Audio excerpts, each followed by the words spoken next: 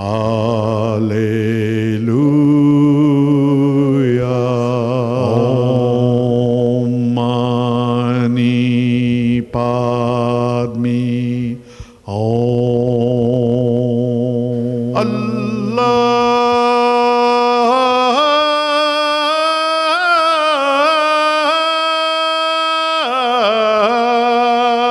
Satnam. Welcome. You're watching Harmony and Diversity, and we're speaking with Lionel Lauch, an indigenous educator. Thanks for coming back. Thanks for having me back. One of the things that you do is called listening to the land. Yep. How does that program run? Yeah. Well, the actual words listening to the land, what I do is I teach, like I said, bush tucker. I take people out in the country and I'll teach them about the environment. I teach them about the fauna, flora, medicines, stuff. I'll take them through the bush so they can see everything. On all my walks, I also do a meditation. I'll take them to a special place, like a bushranger's bay. There's a midden there. So when I sit down, I'll sit everybody down. I said, we're going to do a meditation. Now I've taken you all through a walk to see the land and to learn all about it. And now we're going to sit down and we're going to close our eyes and we're going to listen to the land and see what the land's got to say. Okay. So it's more about listening to what Mother Nature's got to say. Yeah. After having been a visual, now it's initiated into it. Yeah. Yes. Yeah. Okay. What sort of effect does that have on the people who come on? Well, the feedback I've had has been amazing. It's been incredible. Well, since I've started doing it, especially with the meditations and stuff, I'm actually flat out now with all the different yoga and meditation class people ringing me up. I've been actually getting booked out just with that side of things because obviously they're enjoying what I'm doing. You mentioned yoga. How do the yoga practitioners? How do that? What do you, I approach you. It's a yoga group. Yep. I don't do yoga myself. No. But what we do is interpret, because yoga's a part of meditation. Yes. So we interpret it. I'll go to the classes, like with one lady I'm doing at the moment, and she'll do her yoga, and then lead people through. Then we lead it into, once the yoga's finished, then we lead it into the meditation. So I play the didgeridoo. So I'll play the didgeridoo. I'll lead them into the meditation with the didgeridoo, and then we'll have silence, and then I'll play the didgeridoo again to bring them out of the meditation. Okay. Yeah. And is that because the didgeridoo, the notes are formed by you? Yep. So are there particular notes that you use? I base my didgeridoo playing. It's all completely based on your heart, your heartbeat, and your breathing.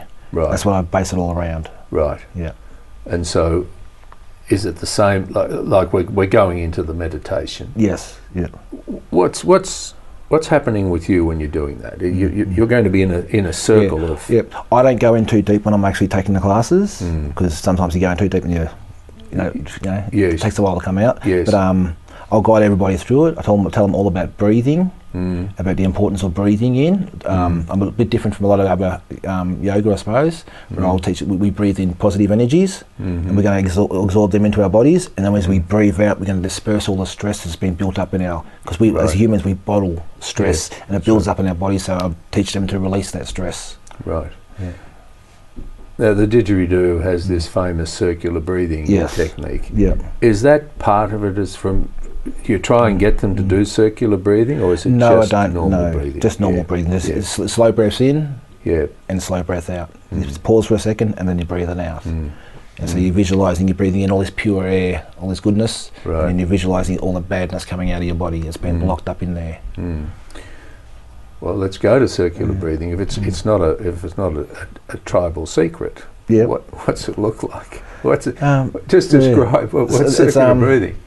Circular breathing, I was telling some young bucks about it the other day at a school I was teaching, and it's very similar to, when people, you pat your head and rub your stomach, it's very similar to that sort of thing. You got to control this hand here and control this hand here, and they're doing two different things. Yes. Same as with your diaphragm, and also your muscles in your face, and then your breathing. So you got all these things you're working at the one time.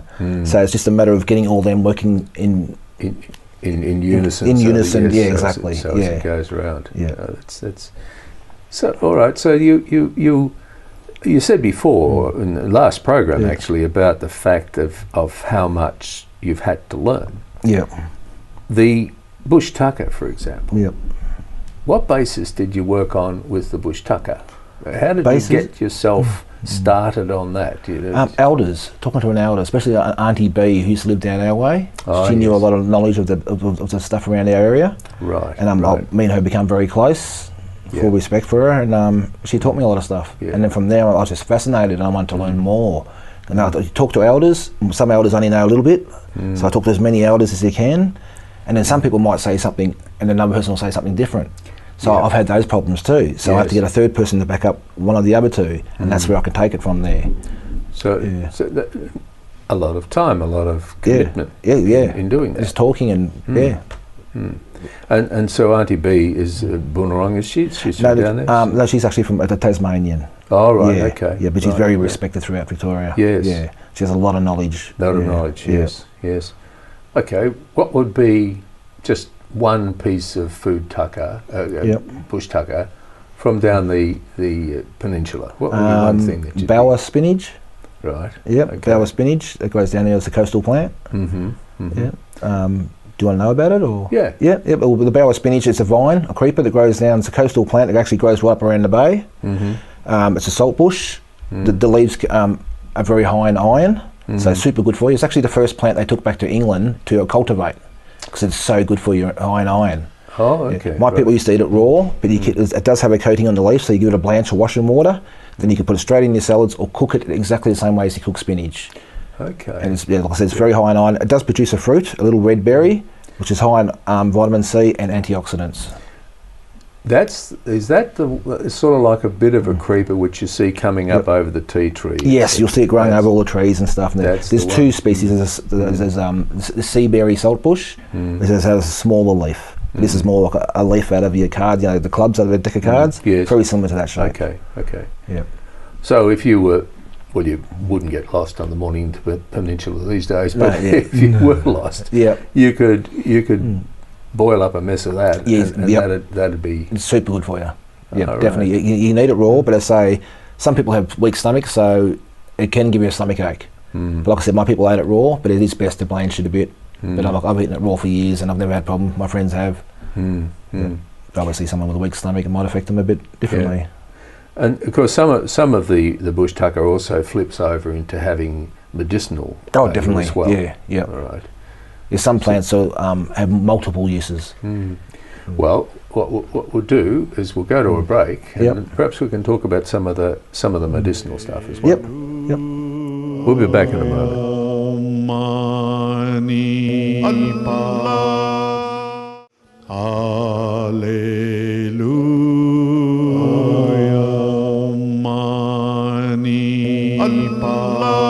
Welcome back.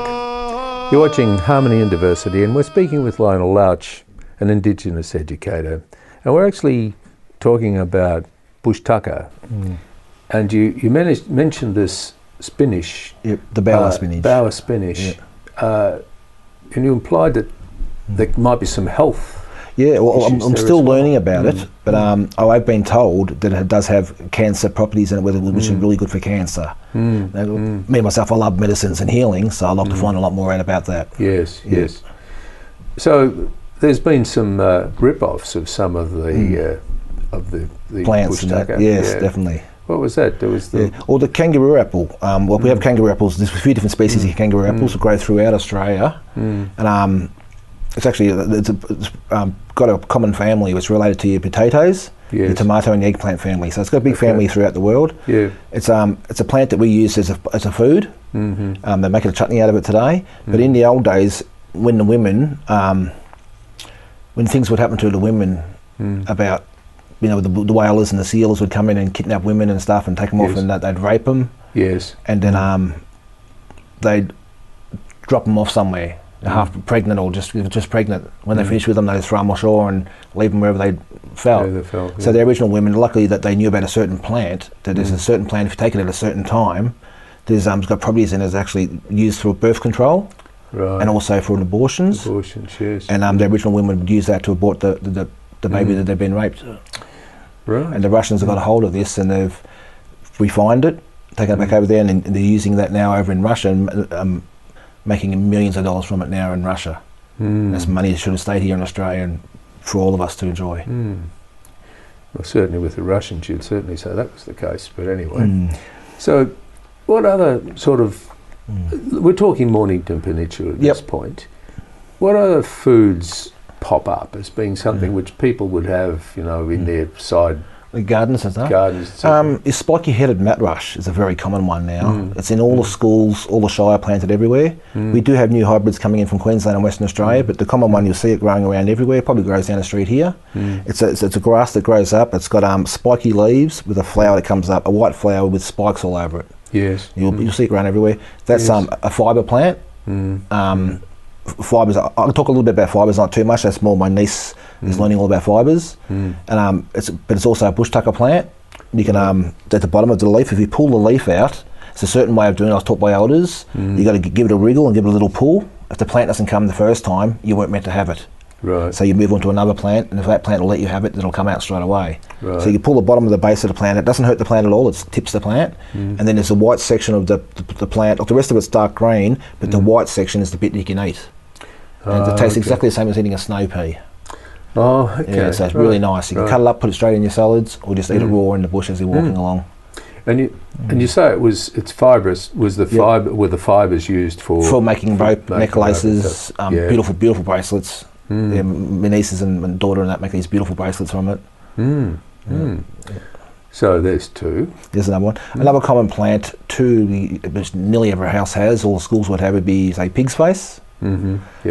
Silly name. They call it because of the flower. Yes. I can't see any resemblance whatsoever. It doesn't look like a pig, but no, it doesn't look like a pig. But it's still it's an amazing plant. It used to grow all over Victoria. There's some of these other species around that are from South Africa and that, but we have the original one from there here with the pink flower. It grows a little flower with a tripod, like a little triangular pod as a base. And when the petals die off it, you can pull that pod off. You squeeze the insides out of it, and you suck it out.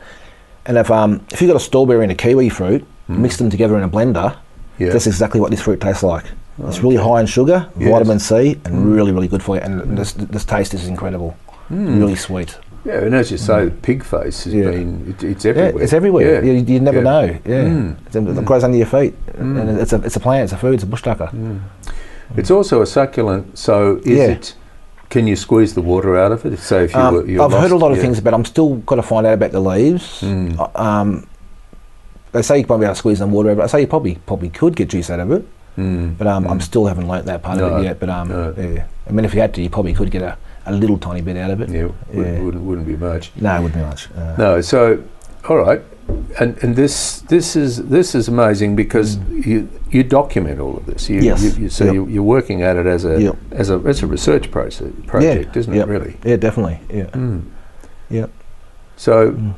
Who's talking to you? Are you sort of working with someone about it, or is I'm just asking questions, reading as many books as I can, and like I said, I will work with a lot of different people who have worked with other Indigenous people as well who can help me. And there's any knowledge that anybody's got, I'll take it. I'll ask for it. Yeah. Have you made connection with groups or individuals doing a similar thing in other territories in Australia? Not yet, but we are. Going to be our master plan is to be connected to all the different organisations around Australia, so they can use our website to advertise, and then we can use their website to advertise, so we can all bounce off each other. Not just Indigenous organisations, a lot of health organisations as well, tourist organisations as well. So you can start to capitalise on it, I suppose, because that say when you talk to an elder about these foods or the medicines, do you get any idea of how long the knowledge is, how deep the knowledge is? How long has it been around for? Yeah, is it thousands of years that people have been here? I suppose I'd say it'll have to be thousands of years. Yeah, I'd say definitely. It's like when I teach things. Well, when I show, like the clematis, it's a vine, a plant. Yeah, it's called the headache vine, and there's 3 different species of clematis. And when I talk about that, you get the vine. What we used to do is it's called a headache vine. So you tie it around your head and leave it on your head, and somehow it absorbs into your pores. Now, when I teach that, people think, oh, they're going to be a bit silly. And when I first learned it too, I thought, oh, how would that work? But obviously, if we've been using it for thousands of years, it has to work. Yeah. Because we wouldn't use it otherwise. No, definitely not.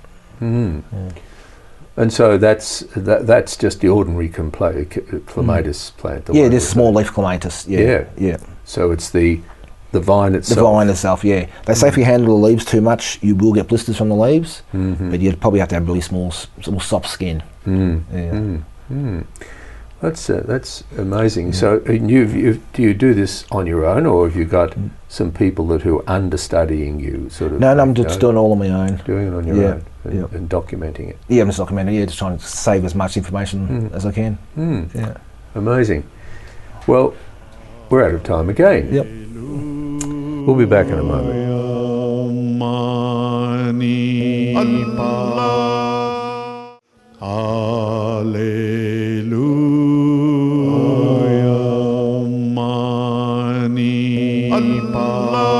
Welcome back. You're watching Harmony and Diversity, and we're speaking with Lionel Lauch, an indigenous educator. Lionel, we've been talking about a lot of work that you're putting into bush tucker and healing. What are you going to do with that? Are you going to put that in a business of some sort? Into my business and company. Yeah. I'm hoping to bring out a book maybe next year. Right. Sort of Mornington Peninsula through my eyes, and it'll be about bush tucker culture and just Mornington Peninsula in general. But like I said, I've started up a new company, Lionel Lauch Living Culture, with my niece Carla and a friend of ours, Heidi. And we've started a new company where we can get into the schools, organisations, and the main tourist area, just to get people out, take them out on land, teach them about what my people are, what we did, the way we lived, about the land, the trees, the fauna and the flora, and also just to get people out and just away from the four walls, get them out into the bush, because we all need, no matter where we come from, we all need healing. So I'll take them out into the bush, and it's all a part of it. You're learning and you're going to be healing at the same time. Talking about healing and didgeridoos, etc., you do some sort of healing with the didgeridoo. Yes. How does that work? What I do is I've actually been studying up on this lately. The didgeridoo healing is I'll play the didge over. You can't just use any didge. You have to use a certain particular sort of didge, shaped didge. If you're standing up, I can play the didgeridoo over your body. So you'll stand there, and I'll put you into a meditative state with your breathing and just focusing. And I'll play it up from your head down to your body, down to your legs, and then I'll play it back over all your body. And then I can do it front and back, or I could even do it where you're laying on the ground. The vibrations from the didgeridoo go right through. They go through bone. It's been recorded. It goes through bone, muscle, tissue, organs. It goes right through your whole soul, and it just shakes everything loose and cleans it all out. And it's been proven that didgeridoo healing is amazing for stress, anxiety, depression. It can cure a lot of things from any sort of muscle pains. It's amazing for muscle pains. Right. And it's even saying there's more. I'm learning more about it, but it's help for cancer and heaps of other different diseases and illnesses, which I'm still learning about. But it's amazing. I've done it on people now, and I've had people nearly pass out. I've had people cry, and people just saying that the experience is incredible. So when you say you need to have particular didgeridoo, is that to do with the shape, the shape vibration and the tone? And the tone, yes. I've just bought a didge coming in, hopefully today or tomorrow, which is an F key didge, which is for your heart chakra. Is an F? Yes. So that's the one that affects your heart more. That's one I based on more. Right. So that's why I got the didgeridoo to focus mainly on the heart. Now you mentioned the chakras, so part of it is the process of getting didges that match the tonal value of the chakras. So so that makes a lot of sense. So when you actually follow the person's body up, you're actually passing through the chakra points. And as you say with the F, you are that's the main one for the heart chakra. And there are, as you're well aware, there are tones for each of the others. Is it your plan to match those tones? I will. I'm learning a lot more about it, because I've actually met some beautiful ladies at the moment down my way who are actually sound healers. And I'm getting right into learning more about sound healing. And so through them, I'm learning a lot more, because they know a lot more about the chakras and all the effects of the sound and that. Right. So, but of course, with their sound healing, they don't have the process of creating the wavelengths that you do out of the chakra, out of the didgeridoo. That's quite powerful. It is way powerful. I've used the chimes and the healing bowls and stuff. And it's nowhere near as powerful as the didgeridoo. Not even close. Low intensity. Oh, that's very interesting. And is that one that when you talked about yoga before, because that's got some chakra components in it as well? do you find that is appealing to the yoga people? Do they relate to that? Yes, definitely. Yes. Yeah, like I said, it's exploded. I'm getting calls all the time to go to different yoga classes. I've got a lady who wants me every week. Yeah, so getting pretty busy. Yeah. That's amazing, because once again, as you said, you're seeing emerging out of your cultural history that over those, and I keep saying 10,000 years, 40,000 years, it's a lot more than that. I'm sure it is, but that's a nice, neat figure. Out of that time, so the didgeridoo was something which was up north. It's a northern, it's a northern thing. Yeah. But by bringing it down and looking at it, where did it emerge in your awareness that the didgeridoo had this healing component? How did this happen? I think it might have been Ron Murray. When I was talking, because I was fascinated, and so he's such a good storyteller. He sort of talking more about didges and stuff, and telling me a lot of his stories. And he mentioned it somewhere, and bang, instantly my ears popped up.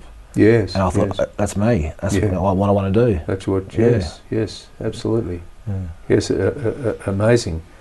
So you'd really be looking at your land, familiarizing people, meditation, health and healing through the bush tucker and the things that hang off that. You're really going to create on the Mornington Peninsula quite a special awareness. Oh, definitely. Yeah. Yep, definitely. And you're finding that there's a lot of response. Are you getting support from the other Indigenous people? The community down at my way and the people I've met are amazing. Michael Winslow is an amazing man. Charles, who owns the Hot Springs in Rye, amazing man. I've got so much support from these people, it's incredible. And they want to use me all the time, and they're just 100% behind me. And they're going out of their way to help me with my advertising and everything. Really beautiful people, and it's the broader community. We've got so many earthly people down there who love it. You know, it is quite a special place. Isn't it? Yeah, definitely. Yes. And the other Indigenous people there are supportive of this. As yes, well. Yeah, definitely. Yeah, we actually got to get a good community down there. I think we've got about over 600 on the Mornington Peninsula, which has grown. So it's a nice size. Yes. Yes, it is. So we can look forward to the Mornington Peninsula being this healing centre with will be, definitely. Aboriginal culture sitting behind it and didgeridoos playing on every street corner. Yes, definitely. We're out of time, thanks Lionel, but thanks so much for that insight, and in our earlier program being so honest and open about some pretty dark stuff which you've lived through as a child, and this exciting process that you're in now. Really appreciate it. Yep, thank you. Thanks for having me. You've been watching Harmony and Diversity, and we'll be back next week. Thanks for watching, and bye for now. Baha'u'llah,